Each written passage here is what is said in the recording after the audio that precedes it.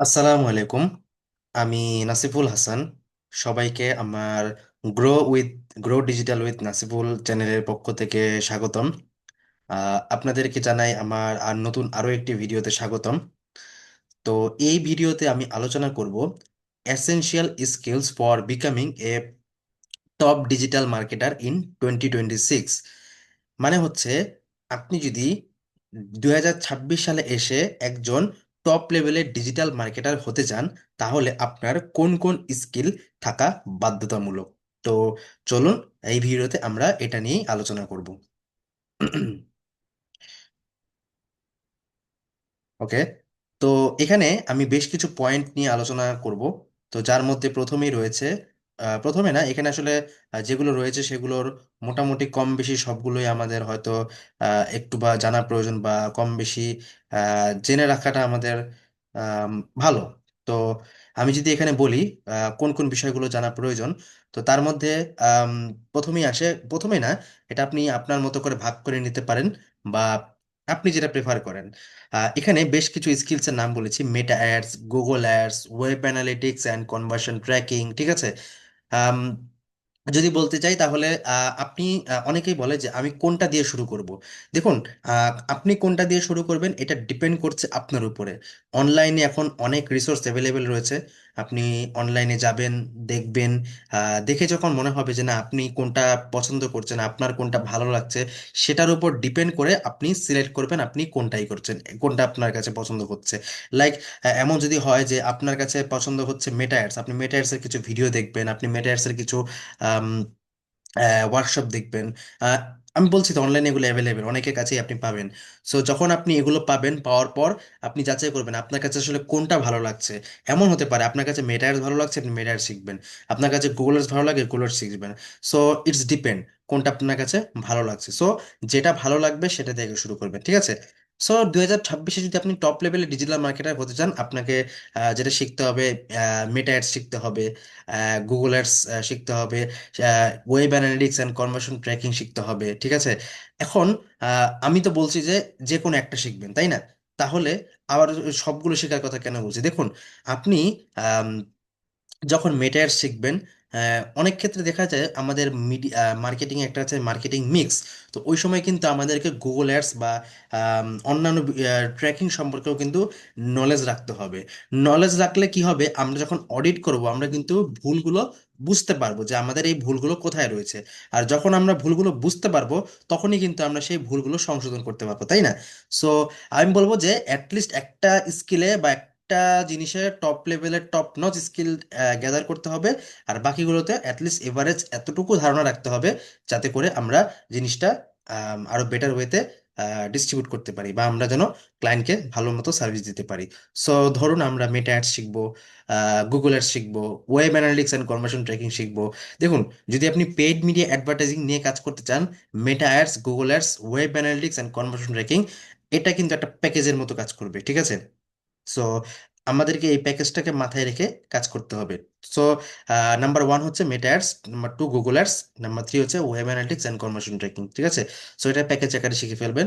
So এইখানে যেটা হচ্ছে, মেটা অ্যাডস শিখবেন অ্যাটলিস্ট, ধরুন মেটা অ্যাডস বলি, গুগল অ্যাডস বলি, হ্যাঁ, এগুলো আসলে শেখার কোনো শেষ নেই। দেখবেন যখন আপনি মেটা অ্যাডস শেখা শুরু করেছেন, এটাই বলতে গেলে 3 মাস, 4 মাস, 5, 6, এমনকি 6 মাস, আসলে প্র্যাকটিক্যাল ওয়ার্ক করতে গেলে দেখবেন এটা আরো লং টাইম লেগে যাবে, ঠিক আছে।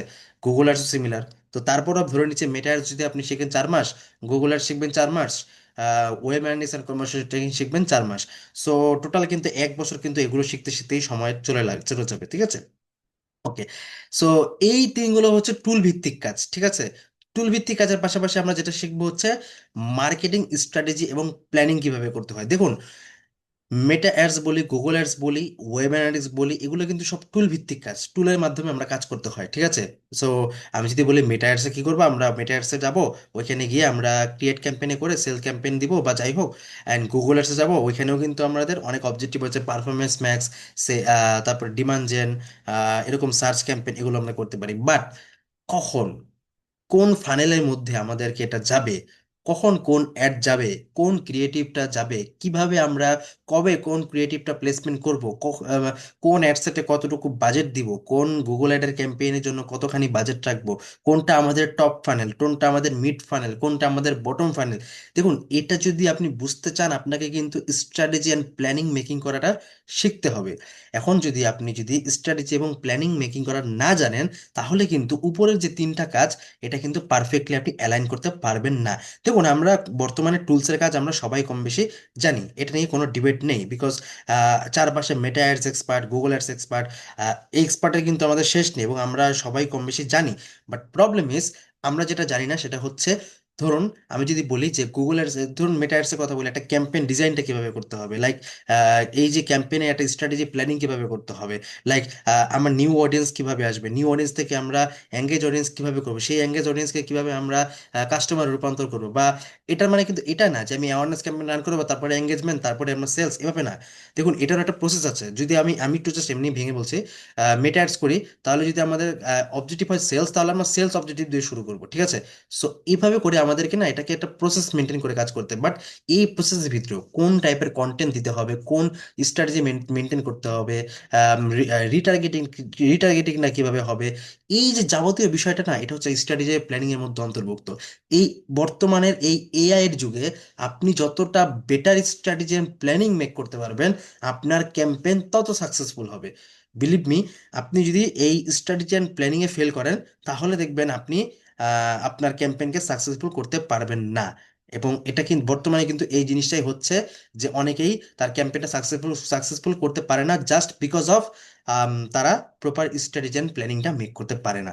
সো আপনি যদি চান যে আপনি একটা better strategy and planning make করবেন, তাহলে অবভিয়াসলি, সরি, আপনি যদি একটা বেটার ক্যাম্পেইন রেজাল্ট বের করতে চান, তাহলে আপনাকে অবভিয়াসলি স্ট্র্যাটেজি অ্যান্ড প্ল্যানিংয়ে দক্ষ হতে হবে। সো এটাতে যদি দক্ষ হতে পারেন, তাহলে এই তিনটা টুলসকে আপনি নিয়ে জাস্ট খেলনার মতো ইউজ করবেন। আই হোপ বুঝতে পেরেছেন আপনারা। এরপর হচ্ছে রিপোর্টিং অ্যান্ড অ্যানালাইসিস। দেখুন, আমরা যখন ক্যাম্পেইনটা রান করি, ক্যাম্পেইনটা রান করার পর কি হয়, ধরুন সেই ক্যাম্পেইন থেকে নির্দিষ্ট সময়ের পর আমাদের কিন্তু আম, একটা রেজাল্ট আসছে।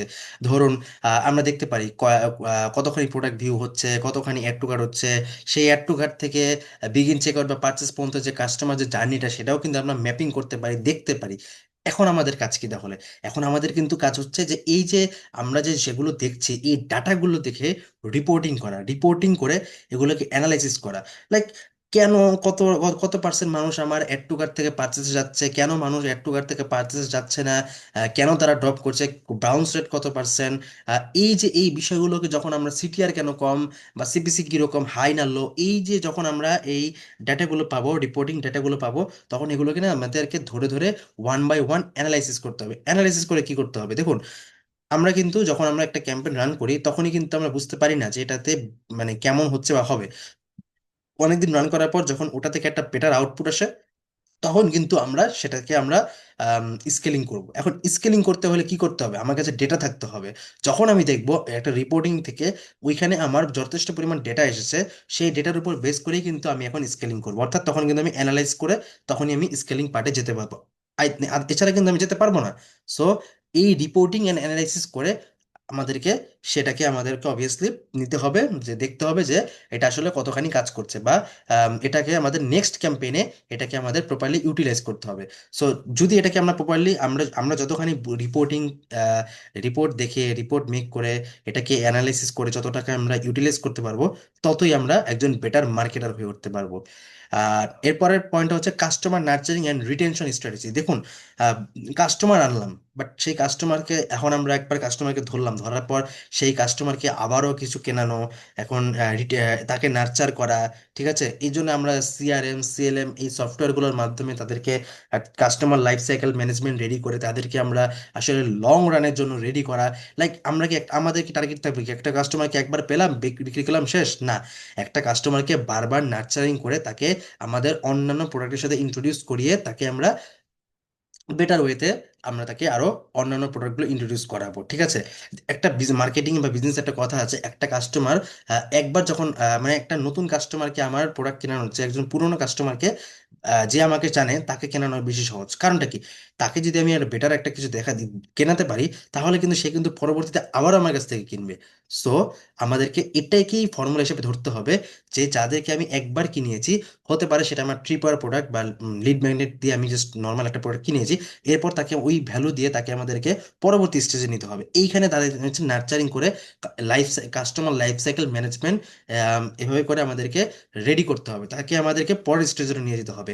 এই জন্য যে আমরা যে শুধুমাত্র অ্যাডই ব্যবহার করব তাই নয়, অ্যাডের পাশাপাশি আমরা হোয়াটসঅ্যাপ, SMS, তারপরে ভয়েস ব্লাস্ট, এগুলোর মাধ্যমে আমরা তাদেরকে নার্চারিং করতে পারবো, এবং এর মাধ্যমে সেলস কিন্তু বৃদ্ধি পায়। অর্থাৎ আসলে আপনি বুঝতে পেরেছেন, এই 2026-এ এসে আমাদের টুল ভিত্তিক, শুধুমাত্র বুস্টিং ভিত্তিক মার্কেটার হলে চলবে না, বরং আমাদেরকে ওভারঅল বিজনেস গ্রোথ নিয়ে কাজ করতে হবে। এখন যখন বিজনেস গ্রোথ নিয়ে কথা আসছে আসছে তখন কিন্তু এটা আরো অনেক বড় একটা ভাস্ট একটা বিষয়। এটা নিয়ে অবশ্যই আমি আলোচনা করবো আমার অন্যান্য ভিডিওগুলোতে, চেষ্টা করবো আলোচনা করার জন্য। এই ভিডিওতে সেটা আলোচনা করা সম্ভব না, না হলে এটা ভিডিও আরো অনেক লং হয়ে যাবে। এমনিতেই আমি চেষ্টা করি যে যাই বলবো একটু ডিটেলসে বলার জন্য, এই জন্য আমার ভিডিওগুলো একটু বড় হয়ে যাচ্ছে। So okay, so last point হচ্ছে additional skill need. Additional skill, এখানে তিনটা স্কিল আমি দেখতে অ্যাড করেছি। সেটা হচ্ছে, এক মিনিট।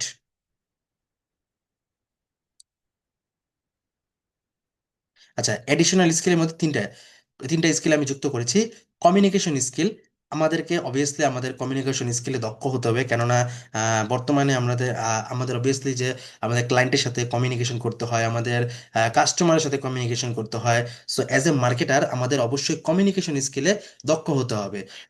বিকজ অনেক অনেকে রয়েছে, যদি মানে এমন হয় যে ধরেন আপনার কমিউনিকেশন স্কিল ভালো, আপনি অনেক সময় অনেক বেটার কিছু একটা ক্লায়েন্ট ডিলিং করে চলে আসতে পারবেন, বাট আপনার কমিউনিকেশন যদি বেটার না হয়, তাহলে কিন্তু সেটা সম্ভব হবে না। সো আমাদেরকে কমিউনিকেশন স্কিলের দিকেও নজর রাখতে হবে।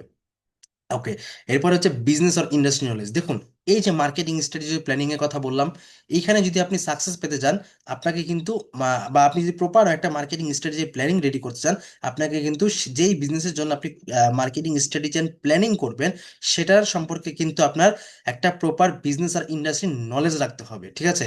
অ্যান্ড কিভাবে রাখবেন? অবভিয়াসলি সেই বিজনেসের ভেতরে যাবেন, সেই ইন্ডাস্ট্রিতে ধরবেন। এখন চ্যাট জিপিটি, জেমিনের যুগ, এখন আপনি আরো বেটার ওয়েতে আপনি বিজনেস আর ইন্ডাস্ট্রি নলেজ গেদার করতে পারবেন। সো এই বিজনেস আর ইন্ডাস্ট্রি নলেজটাকে আপনাকে আরো বেটার ওয়েতে ইউটিলাইজ করতে হবে, যাতে করে আপনি এটাকে আপনার marketing strategy planning a better ওয়েতে আরো কাজে লাগাতে পারেন। অ্যান্ড লাস্ট হচ্ছে ক্রিয়েটিভিটি নলেজ। দেখুন, ক্রিয়েটিভিটি নলেজটা কেন লাগবে? আমরা কিন্তু 2025-এর লাস্টের দিকে অ্যান্ড্রোমেটার যে আপডেটটা বলা হয়, সেই আপডেটের পর কিন্তু দেখতে পাচ্ছি এখন কিন্তু ক্রিয়েটিভটাকে নিয়ে বেশি ফোকাস করা হচ্ছে।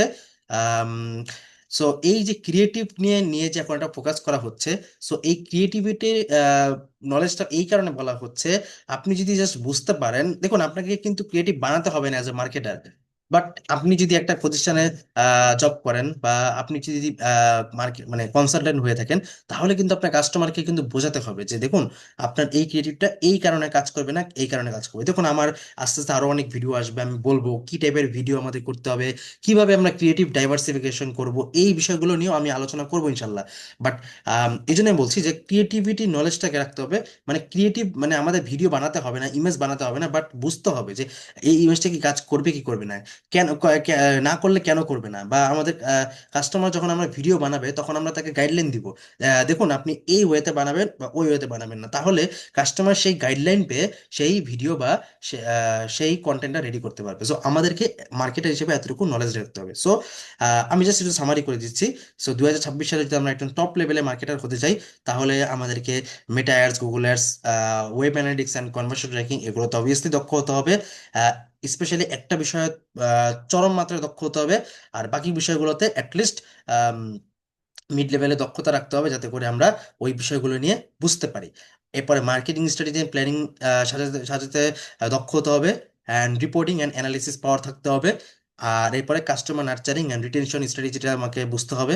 আর অ্যাডিশনাল স্কিল বলতে কমিউনিকেশন স্কিল আমাদের বেটার করতে হবে। তারপরে হচ্ছে বিজনেস আর ইন্ডাস্ট্রি নলেজ রাখতে হবে। আর ক্রিয়েটিভিটি নলেজটা আমাদেরকে গ্যাদার করতে হবে। সো এই বিষয়গুলো যদি আপনি এই 2026 সালে মেনটেন করে চলতে পারেন, পুরো 11 মাস পরে রয়েছে, ইনশাল্লাহ 2026 সালের শেষে এসে আপনি নিজেকে একজন টপ লেভেলের ডিজিটাল মার্কেটার হিসেবে অবভিয়াসলি আত্মপ্রকাশ করতে পারবেন ইনশাল্লাহ।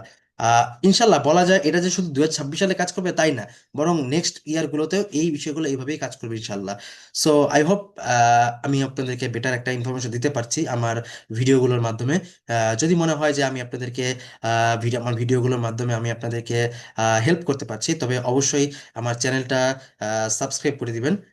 বিকজ আপনারা যদি আমার চ্যানেলটা সাবস্ক্রাইব করেন তাহলে অবভিয়াসলি আমি একটা সাপোর্ট পাবো, অ্যান্ড ইনশাল্লাহ আমি রেগুলার ট্রাই করব যে আরো ভিডিও প্রডিউস করার জন্য। সো আই হোপ আপনারা সাবস্ক্রাইব করে পাশে থাকবেন। সো দেখা হচ্ছে পরের ভিডিওতে।